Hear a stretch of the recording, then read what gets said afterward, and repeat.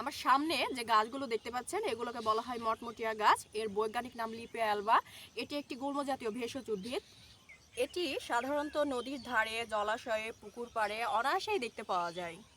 এই গাছকে মটমটিয়া গাছ কেন বলা হয়? এই গাছ ভাঙলে মটমট শব্দ হয় বলে আমার মনে হয় এটাকে মটমটিয়া গাছ বলা হয়। শাখা পাতা সব কিছুতে রয়েছে ঔষধি গুণ। এই গাছের পাতা মাজার ব্যথা, কোমর ব্যথায় লাগালে অনেক আরাম পাওয়া যায়। খোস, পসরা, দাও, চুলকানি এবং ফাঙ্গাল ইনফেকশনের মতো সমস্যাতেও এই গাছের রস খুবই উপকারী। এছাড়া শরীরের যে কোনো ক্ষতস্থানে এই পাতার রস লাগলে দ্রুত রক্ত পড়া বন্ধ হয়ে যায় এবং ক্ষতস্থান সেরে যায়। তাছাড়া এই গাছের পাতা দিয়ে চা তৈরি করে খেলে ঠান্ডাজনিত সর্দি কাশি ভালো হয়ে যায়, যার জন্য অনেকে এটাকে বন তুলসীও বলে থাকেন।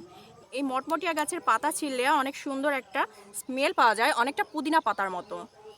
তবে অবাক করার বিষয় হলো এই গাছের পাতা মাছ ধরার টোপ হিসেবে ব্যবহার করা হয়।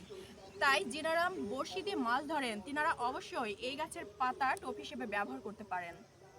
আমাদের এলাকায় এই গাছকে আমরা মটমটিয়া নামে চিনি। আপনাদের এলাকায় কি নামে চেনেন অবশ্যই জানাবেন।